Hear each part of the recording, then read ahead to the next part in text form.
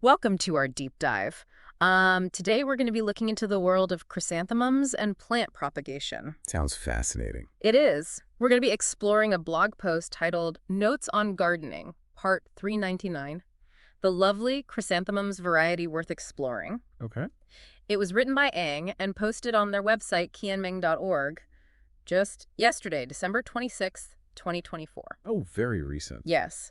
So it sounds like Ang has stumbled onto a very interesting challenge here Definitely. with chrysanthemum. Yeah, the post focuses on a specific type of chrysanthemum that's caught their eye, and it sparked quite a horticultural puzzle. Yeah, before we get into the details of that, I think it would be really interesting to give our listeners a bit of context about Ang. Sure. So Ang is a software engineer with a really wide range of interests, everything from gardening and photography to fish keeping and even programming. Yeah, it's fascinating, isn't it, how people blend their passions? It is. Ang's blog is a great example of that. Yeah, you can really see how their analytical mind shines through even in their gardening. Absolutely. So let's get to the heart of the matter then. This chrysanthemum that has captivated Ang has single blooms with these striking red or burgundy petals and a vibrant yellow center. Mm-hmm. And to add to the intrigue, they haven't been able to pinpoint the exact variety. Oh, So this raises the question, is it a common type that they've simply overlooked or something truly unique? right. And Ang even included a photo in the blog post, which we will be sure to include in the show notes. Oh, fantastic. I'm looking at it now. How are you? Yeah, it's a real beauty. The colors are so vivid, I can definitely see why it caught Ang's attention. Absolutely. Now, Ang has tried propagating chrysanthemums from cuttings before Oh. with mixed results, which is pretty common, I think, for a lot of gardeners. Yeah. And this has led them and us to consider a different approach, seed propagation. Okay. But that's where things get a little tricky, especially if we're dealing with a hybrid plant. Yeah. Because you see, hybrids are created by crossbreeding different varieties to achieve specific traits like those stunning colors that we see in the photo. Exactly. So that means even if Ang manages to get seeds from this chrysanthemum, there's no guarantee that the offspring will inherit the same characteristics. It really is a genetic lottery, isn't it? It is a complete genetic lottery. Yeah.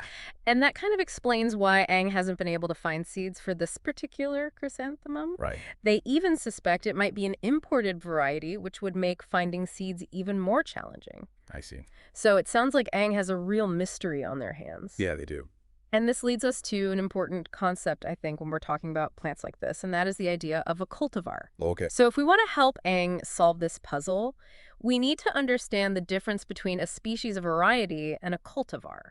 That's a great point because a lot of people use those terms interchangeably, but they actually have very distinct meanings. They do. So let's break that down a little bit then. Sure. So a species, first of all, is a basic unit of classification for plants and animals. Okay. And it's a group of plants that can naturally reproduce with each other and have similar characteristics. Gotcha. So then where does variety come into that? So a variety is a naturally occurring variation within a species. So it might have slightly different traits, like a different color or Yeah. different size, but it can still reproduce true to type. So a subset almost of a species. Exactly. Okay. So then we come to cultivar, Yes. and cultivar stands for cultivated variety, Oh, okay. which means that it's a plant that has been specifically selected and bred for its desirable traits. Okay. And those traits might not occur naturally, Right. and they often require human intervention to maintain. Gotcha. So then this chrysanthemum that Ang is so fascinated by could very well be a specific cultivar that has been carefully bred for its unique colors, and that's why finding seeds might be so difficult. It's very likely. Yeah. And if that's the case, then propagating it successfully is going to require a much deeper understanding of the specific needs of that cultivar and how best to sort of cultivate it, I guess. Yeah. Yeah. Okay. So that's interesting. Yeah. So This that's challenge is prob- clearly not deterring Ang, though. Oh. They're even more determined now to figure out how to propagate this captivating chrysanthemum. Yeah.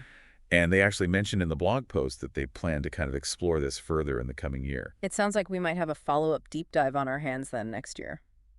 I'd love to see what Ang discovers. Yeah, me too. I'm particularly interested in their previous attempts at propagating chrysanthemums from cuttings. Okay. They mentioned having limited success, which, as we said, is a pretty common experience. Especially for beginners, I think. Yeah. Could you explain a little bit more about the challenges of propagating from cuttings? Here. Like what factors might have contributed to Ang's difficulties? Well, when you take a cutting, you're basically asking a small piece of stem to develop roots and become a whole new plant. It's a big ask. It is, and it's a delicate process that requires careful attention to detail. So what are some of the key things to keep in mind then when you're taking cuttings? Well, first of all, you need to choose healthy stems that are actively growing. You want to avoid stems that are too old or too young. Okay. And then you need to make a clean cut just below a node. Okay. And a node is where the leaves emerge from the stem. So is that like a little bump? Yeah, it's like a little joint. Okay. I've heard that using a sharp knife for pruning shears, this is important as well. Is that right? Yeah, absolutely. Using a dull tool can crush the stem, and that makes it more difficult for roots to develop. Right. And it's also really important to remove any leaves from the bottom portion of the cutting because those can rot and introduce disease. That makes sense. Yeah. What about rooting hormones? Oh, yeah. Yang mentioned trying those in the past. So rooting hormones can be helpful because they contain plant growth regulators that stimulate root development. Okay. But there are different types of rooting hormones available. Oh. And the best one to use will depend on the type of plant that you're propagating. So would you recommend using rooting hormones for chrysanthemums? It's definitely worth a try, Yeah. especially if Ang's had difficulty rooting cuttings in the past. Yeah. You can find rooting hormones in powder liquid or gel form, and they're usually applied to the cut end of the stem before you plant it. Right. Okay. Ang also mentioned exploring seed propagation. Oh, yeah. What are your thoughts on that approach? Seed propagation can be a really rewarding way to grow chrysanthemums, Okay. but it does come with its own set of challenges, Yeah. especially when you're dealing with hybrids, as we've mentioned. We talked about the genetic lottery of hybrids earlier. Yeah. Could that make it difficult to get seeds that will produce plants with the same traits as the parent plant? That's a key consideration. Yeah. If this particular chrysanthemum is a hybrid, Ang might not be able to find seeds that will produce offspring that look exactly like the parent plant. Right. So even if they do manage to find seeds, there's a chance they might end up with chrysanthemums that have different colors or shapes or... Exactly. Really? It's part of the beauty and the challenge of working with hybrids. Yeah. You never know quite what you're going to get. It's exciting. It is. So it sounds like Ang's best bet then might be to focus on perfecting their cutting technique, or maybe even trying to identify the specific cultivar so they can learn more about its propagation needs. I agree. I think if Ang can identify the cultivar, they can then access a wealth of information. Right. From horticultural societies, online databases, and even expert growers. Yeah, that reminds me of something I read recently about plant DNA testing. Oh, really? Yeah. Is that something that could help Ang identify the chrysanthemum? It certainly could.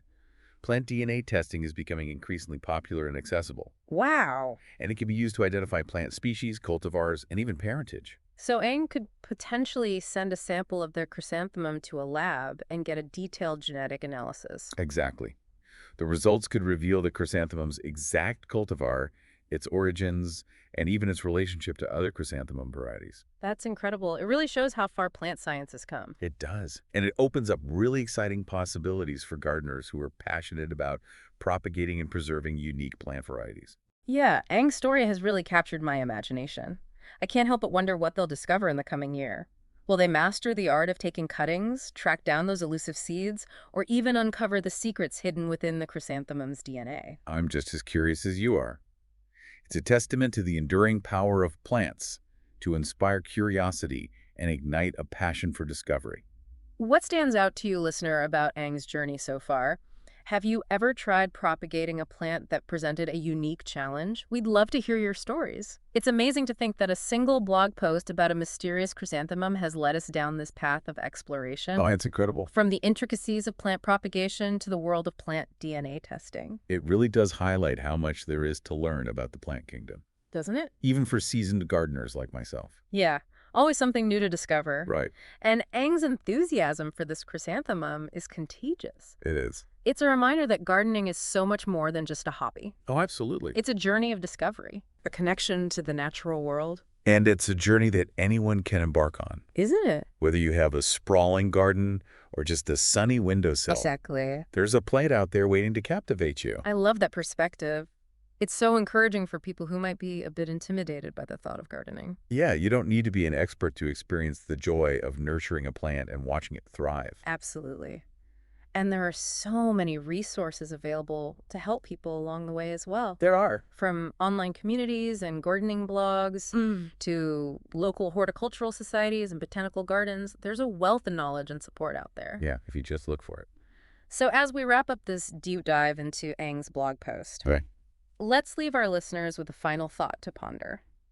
What if this mystery chrysanthemum isn't just a unique cultivar, but a brand new variety altogether, Whoa. just waiting to be discovered and shared with the world? That's a really tantalizing thought. Isn't it? Imagine the thrill of identifying and cultivating a brand new chrysanthemum variety. It would be amazing. Yeah, it'd be a real testament to Ang's curiosity and perseverance. Absolutely. Yeah.